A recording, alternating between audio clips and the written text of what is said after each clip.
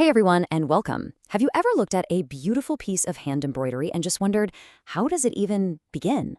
Well, today, we're going to break down those first two crucial steps: how to choose a design that speaks to you, and then how to get it perfectly onto your fabric. Let's get into it.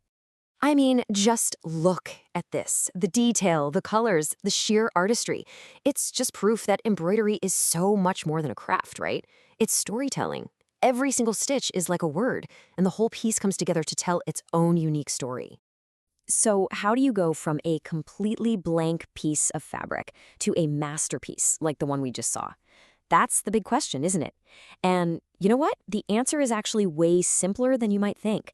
It all starts with a single idea. And that leads us right into our first section, the first spark. This is all about finding that initial moment of inspiration, that one creative idea that's going to become the heart and soul of your entire project. See, in embroidery, your design is really just the pattern or the drawing that you're going to bring to life with your needle and thread. And the best part is, inspiration for these designs is literally all around you. You can find it in nature, in culture, in the world you see every single day. The possibilities are truly endless. And what's so brilliant about this is that there's no single right way for a design to look. There's a whole world of different styles out there for you to explore, from ancient traditions all the way to super modern art. Generally, we can kind of group these designs into a few main categories. So what's your style?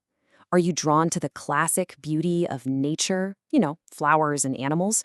Or maybe you prefer the bold, clean lines of geometric and abstract patterns. You've also got designs inspired by grand architecture or ancient myths, powerful tribal forms that are just steeped in cultural history, and of course, sleek, modern, stylized forms. And who can forget those playful nursery designs for kids' stuff? Now check out the contrast here. It's so cool. On the left, you've got this tribal design, which is just packed with cultural history and tradition. And then on the right, you have a stylized floral design for a neckline. It's modern, it's asymmetrical, it has a totally different vibe, and both are absolutely fantastic for embroidery. And this really drives home the range of complexity you can play with. On one hand, you have these super charming, simple nursery designs: a little toy train, a cartoon elephant, perfect for a kid's blanket.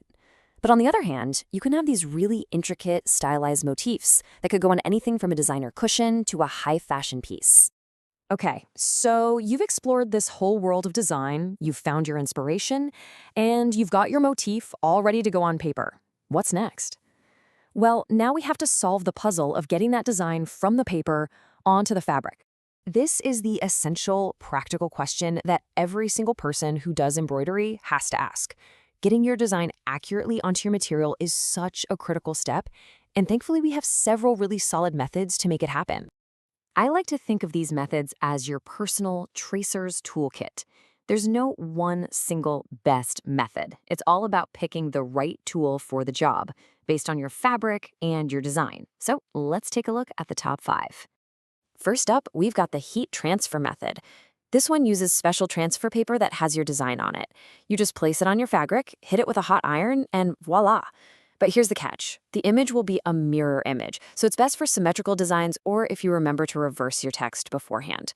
Also, those lines are pretty permanent, so you've got to make sure your stitches cover them up completely. Next, we have the light source method, and this is just pure simplicity. You tape your design to a window on a sunny day or onto a light box, you put your fabric right over it, and the light shines through, letting you see the design and trace it directly. This technique is an absolute lifesaver for thin, light-colored fabrics like organdy or georgette. The carbon paper method. This one's a classic for a reason. It's probably one of the most common and straightforward ways to do it. You literally just sandwich a piece of dressmaker's carbon paper between your design and your fabric and then trace over the lines. Just a pro tip, make sure you're working on a hard surface and be a little careful not to smudge it. Okay, so let's break it down real quick. The setup is key. Your fabric goes down first on a hard surface. Then comes the carbon paper, with that colored, waxy side facing down onto the fabric. Then your paper design goes right on top. Pin it all down so nothing wiggles, and trace with firm, steady pressure. It really is as simple as that. All right, now for a really cool old-school technique, the prick and pounce method. With this one, you first trace your design onto tracing paper. Then you perforate that paper by pricking tiny little holes all along the lines with a needle. This perforated paper is traditionally called a caca. After that, you pounce a special powder through the holes, which can be a mix of chalk for dark fabrics or even a traditional paste of kerosene and indigo for lighter ones. And here you can see a kaka up close. See that? All the lines of the design have been turned into a series of tiny little holes. So when you rub the powder over this, it just passes right through those holes and leaves this perfect dotted outline on your fabric underneath. It's such an ingenious method, especially if you're doing complex or repeating designs.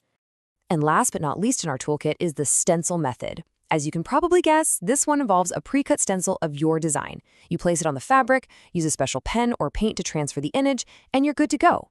Its biggest advantage? Speed and accuracy. It's absolutely perfect for creating identical, repeating patterns. You can see it in action right here. You just hold that stencil firmly in place and fill in the open spots. You can create borders, all-over patterns, or even mix and match different stencil elements to whip up a unique composition super quickly and easily. So with all these options, how do you actually choose? Well, let's make it easy. Think of this chart as your handy little cheat sheet. If you're using a light, thin fabric, the light source method is your best friend. For most other projects, carbon paper is usually the simplest way to go.